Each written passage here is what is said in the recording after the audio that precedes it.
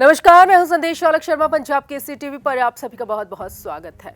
Petrol के rate बढ़े, diesel के रेट बढ़े और आम आदमी की चिंता बढ़ी, परेशानियां बढ़ती रही। कम हुआ तो सिर्फ एक चीज, वो है सरकार की परेशानी, सरकार की टेंशन। और जो सरकार की परेशानी कम हुई है, सरकार को प्रॉफिट हुआ है, उससे लोग जरूर परेशान हुए हैं। दरअसल पेट्रोल डीजल के जो रेट हर दिन बढ़ते हैं, उससे आम आदमी की कमर टूट जाती है। आम आदमी को महंगाई का तगड़ा झटका लग जाता है। लेकिन इस महंगाई के दौरान सरकार को काफी ज्यादा मुनाफा हुआ है। पिछले 3 सालों की बात करें तो पिछले 3 सालों में सिर्फ पेट्रोल डीजल से ही सरकार को करोड़ों का मुनाफा हुआ है। और इस रिपोर्ट में आज हम आपको यही दिखाएंगे कि इन सालों के दौरान सरकार को इससे कैसे मुनाफा हुआ, और साथ ही ये भी बताएंगे कि आखिरकार ये पेट्रोल डीजल के जो रेट हैं, जो दाम हैं, वो कैसे तय किए जाते हैं।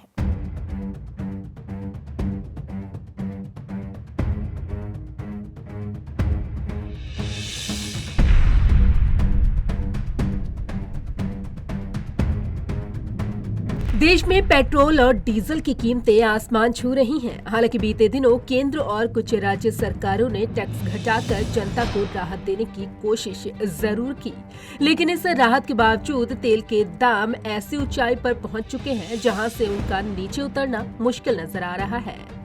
लेकिन एक सच ये भी है कि आम आदमी भले ही तेल की बड़ी कीमतों से परेशान हो, लेकिन सरकार इसके जरिए खूब पैसा कमा रही है, जिसकी जानकारी सरकार ने संसद में दी। सरकार को कितना मुनाफा?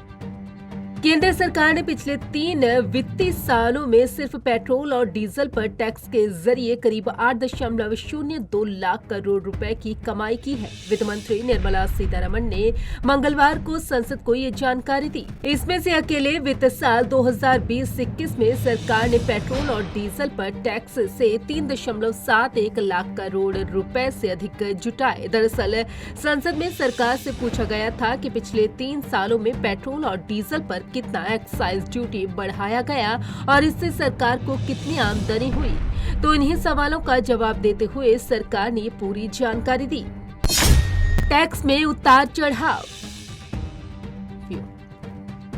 5 अक्टूबर 2018 को पेट्रोल पर एक्साइज ड्यूटी 19.48 पैसे थी, जिसे 4 नवंबर 2021 को बढ़ाकर 27.90 रुपए कर दिया गया।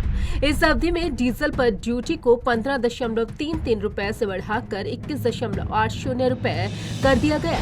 निर्मला सीतारमण ने संसद में एक लिखित जवाब में ये जानकारी दी। इस दौरान कुछ समय के लिए पेट्रोल पर एक्साइज को कम किया गया और ये 5 अक्टूबर 2018 को 19.48 रुपए से घटकर 6 जुलाई 2019 को 17.98 रुपए पर आ गया।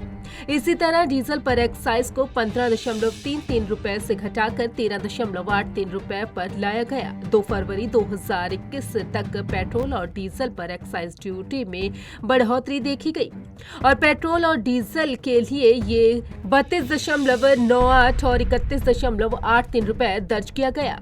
इस समय के बाद गिरावट शुरू हुई और 4 नवंबर 2021 को पेट्रोल का एक्साइज 27.90 रुपए और डीजल का एक्साइज 21.80 रुपए दर्ज किया गया। पिछले 3 सालों के दौरान पेट्रोल और डीजल से जुटाए गए सेस सहित केंद्रीय उत्पाद शुल्क है 2018-19 में 2,10,282 करोड़ रुपए, 2019-20 में 2,19,750 करोड़ रुपए और 2020-21 में 3,71,908 करोड़ रुपए। ये सारी जानकारी वित्त मंत्री निर्मला सीतारमण ने संसद में दी। मिली थोड़ी राहत। सरकार ने इस साल दिवाली से ठीक पहले 4 नवंबर 2021 को देश को राहत देते हुए पेट्रोल और डीजल प्रोडक्ट्स पर 5 रुपए और 10 रुपए प्रति लीटर की कटौती की, जिसके बाद कई राज्यों ने भी इस फ्यूल पर वैट कम किया। इसके बाद तेलों के दाम में हल्की सी गिरावट देखी जा रही है, लेकिन अब भी पहले की तुलना में महंगाई बहुत ज्यादा है। विपक्षी दल इसका लगातार विरोध कर रहे हैं। इसके बारे में सरकार का कहना है कि वैश्विक बाजारों में कच्चे तेल की महंगाई के चलते घरेलू बाजार में भी महंगाई देखी जा रही है। कैसे तय होते हैं पेट्रोल के दाम? तेल कंपनियां ये देखती हैं कि पिछले 15 दिनों में अंतर्राष्ट्रीय बाजार में भावों का औसत क्या है, उसी हिसाब से दाम तय किए जाते हैं। यानी जब कच्चे तेल के दाम घटते या बढ़ते हैं तो उसका असर आम उपभोक्ताओं की जेब पर पड़ता है। लेकिन जनवरी 2020 से लेकर जनवरी 2021 के दौरान अंतर्राष्ट्रीय बाजार में कच्चे तेल के भाव में 13% की कमी आने के बावजूद घरेलू बाजार में लोगों ने 13% ज्यादा की कीमत चुकाई। जनवरी में कच्चे तेल का भाव 29 रुपए था, जबकि लोगों को ये 78 रुपए में मिल रहा था। इसके बाद कोरोना महामारी फैल गई।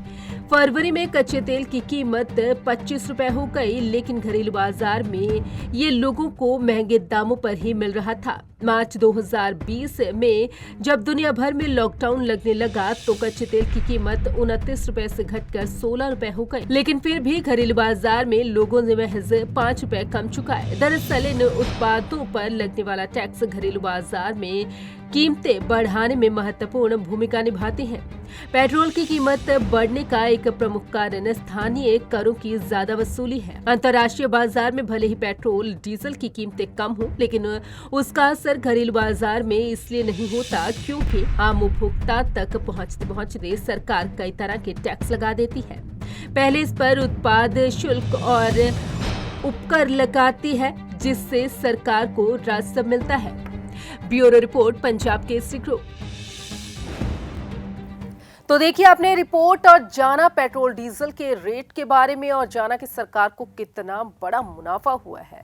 हर दिन जो पेट्रोल डीजल के रेट हैं जो वो बढ़ रहे हैं। हालांकि बीच में सरकार ने, केंद्र सरकार ने भी और राज्य सरकारों ने भी आम आदमी को थोड़ी सी राहत दी थी, लेकिन ये राहत मिलने के बावजूद भी पेट्रोल डीजल के रेट इतने ऊपर पहुंच चुके हैं कि नीचे आना बहुत मुश्किल है। नमस्कार।